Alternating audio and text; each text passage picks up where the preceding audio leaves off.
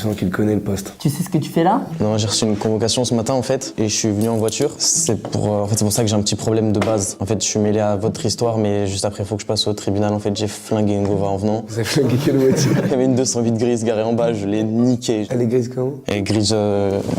J'ai les bras courts en fait. Non, mais enfin, ça n'a rien à voir avec l'interrogatoire. Hein. Me touche pas. Quelle origine? Je suis italien. Comme moi. J'aime bien. Merci. Il y a de la sympathie envers un mec qui a explosé ma voiture. C'était où? C'était en bas, garé juste.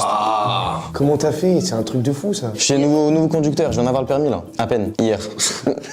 Je t'aimais bien, je te vois arriver comme ça, je me dis putain c'est quoi? Ça va danser comme ça, c'est les épices un peu. T'es Vous arabe? pensez que j'étais arabe? Voilà, vous pensez que j'étais arabe? Non, je suis italien, c'est con hein. Putain, c'est con, dommage. hein. Pourtant dans mes dossiers je vois Elias. C'est un prénom italien. Elias. Ça m'a l'air italien. Qu'est-ce que vous avez fait d'ailleurs? Franchement, j'ai fait un truc de fou. En gros, je viens d'une famille... Une cité? Non, si, dans le 9-3 à Saint-Denis. D'une famille très pauvre et j'étais à l'école en CM2. Je me rappelle parce que c'était mon 3e CM2. Mec, c'est quoi? On a que des débiles ici, c'est un délire. 3e CM2? Bah, ils aiment pas lire. Tu savais pas lire? Mec, Chiale tu pas, lis putain, quoi, là? Il est en train de chialer. T'es une merde. Excuse-moi, c'était pour tester. Regarde-moi sa gueule. J'avais un voyage, en fait, je devais partir à Londres avec ma classe. C'était un voyage qui coûtait un peu d'argent. Ça coûtait, je crois, 400 €, quelque chose comme ça. C'était un peu remboursé par l'école. Ma mère, elle s'est démenée. Elle a tout vendu presque. Elle a vendu mes baskets, mes chaussettes, mes vêtements, mes consoles, tout pour trouver ces 400 € et m'acheter mon billet pour que je puisse partir à Londres. Et j'étais très content. Juste avant le voyage, en fait, on reçoit un polycopier. Tu te rappelles des polycopiers? Tu me tutoies pas. On reçoit un polycopier dans le carnet de correspondance qui disait que, en gros, le voyage, du coup, il était couvert par les 400 €, mais qu'il fallait de l'argent de poche pour Londres, pour acheter des bonbons, des souvenirs, des trucs comme ça. La drogue? Je suis italien. Putain, excuse-moi. Tous mes potes, ils ont des billets, ils ont des pounds, ils ont 20 pounds, 50 pounds. Moi, j'ai 0 pounds, du coup, j'ai pas une pièce, j'ai pas Pound, sans le S. Non, mais c'est au pluriel, ils en avaient plusieurs. Moi, j'en avais vraiment 0 0 pound. Moi, j'avais 0 pound, eux, ils avaient plein de pounds. Ah ouais. On était mis dans les chambres aléatoirement, donc je me suis retrouvé avec un type qui s'appelait Liam. C'était un chic type, il était très riche, Liam. Je la sens venir. À des kilomètres. Je le sentais venir même avant que je vous parle. Excuse-moi de te dire ça. Et du coup, dans la chambre avec Liam, en fait, il y avait beaucoup de trucs à consommer. Pas des stupes, hein. Des bonbons, des chocolats, Et du coup, Liam s'endort, il est 3-4 heures du matin, et moi j'ai faim. J'ai faim parce qu'il faut savoir qu'à l'époque, j'étais très gros. Ah ouais. J'ai une photo, moi, je peux vous montrer. Ça nous attendrira peut-être. Ouais, j'étais pas très beau, donc je pense pas. En fait, on dirait pas toi. Franchement, j'étais pas... Ça va, on a Belle rigolé. merde. On a rigolé. En fait, on dirait pas toi. Ça va, c'est que j'ai fait des progrès quand même. Non, justement. Ah, c'est pire. C'est pire que ça. Et du coup, 3-4 heures du matin, j'ai faim. Alors, je descends de mon lit superposé. Je vois le sac de bonbons, je le dégomme. Je mange tout. Des trucs, des Skittles, des Marlboro, je mange tout ce que je... Ah non, des Maltesers. Le boug, il se réveille le lendemain et il voit que son sac, il est vide. Et il m'accuse direct, forcément. On était deux dans la chambre. Ah bah oui.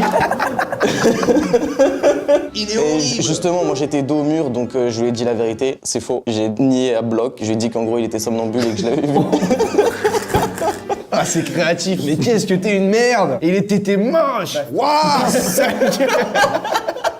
Donc voilà, je lui dis qu'il s'est levé, qu'il était somnambule, que c'était un fou, qu'il a marché, que le mec était dingue. Et il m'a presque cru, mais il m'a soumis à un test. Il m'a dit, ok, bah écoute, cette nuit, on va échanger de chambre avec quelqu'un. Si je suis vraiment somnambule, et bah il me le dira, tu vois. Sauf que la personne avec qui il a voulu échanger était pote avec moi. Oh. Du coup, je vais voir mon pote et je lui dis, écoute, cette nuit, t'as deux choses à faire. La première chose, il faut que tu manges encore des trucs dans ce sac et que tu niques sa chambre. Tu l'incites. Il faut que tu lui fasses croire que le gars a pété un câble, qu'il est devenu fou et qu'il a besoin d'aide. Bah mon gars, il va dans sa chambre, le temps il passe et tout. Comme convenu, il lui mange ses bonbons, il pisse par terre.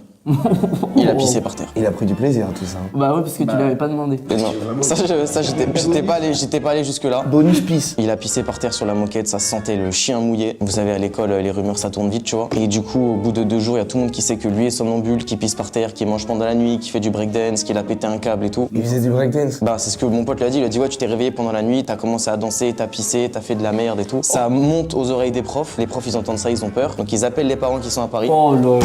Je suis Je désolé. voulais juste manger des bonbons. Non mais calme ça. Mais en fait je me voyais pas lui dire la vérité. Ah c'est trop serré. Ta gueule. Je voulais juste manger des bonbons. Je voulais juste manger des bonbons. Mais quand j'étais petit j'avais un problème avec la vérité, je n'osais pas la dire. J'étais... Mythomane. Ouais j'étais mythomane. Mais aujourd'hui ça va mieux, je vous jure. Finalité de l'histoire, les parents ils sont mis au courant, ils apprennent que leur fils il a pété un câble. Eux ils étaient très chrétiens, donc la vérité ils pensaient que... Il avait un Oh, diable. non. Tu l'as amené se faire exorciser? Non, en fait les parents ils ont pensé au psy avant de penser au prêtre. Il est allé chez un psy. Il est allé chez un psy. C'est Necfeu. À 6 ans, j'ai dû voir un psy. J'ai dû voir un psy... Vous voyez qu'on peut s'entendre. Non, reviens dans le prochain mot. Il est arabe. Et donc, vas-y, continue. Un Jean-Mich. Ah Jean Quiche, enfin. Comment ça s'utilise cette merde? Agent quoi? Mich. S'il te plaît.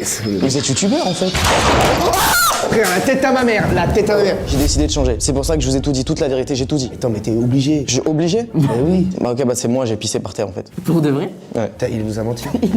Non, j'ai dit la vérité maintenant, parce que j'étais pas obligé tout à l'heure. Vas-y, la vérité, t'es obligé maintenant. Mec, t'as dit que t'étais plus mythomane. Redis une vérité tout de suite. Il se pourrait, c'est possible, que j'ai pas que pissé par terre. Dans le lit. Tu es un petit caca? C'est un grand malade. Enfermez-moi ce mec, s'il vous plaît. T'as chié dans le lit?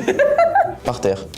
Est-ce que t'avais la même tête? Vous avez vu ma tête? J'ai vu ta tête, mais t'avais le même sourire et tout. J'ai une image de toi. Non mais quand je chie, je souris pas. Je suis très concentré.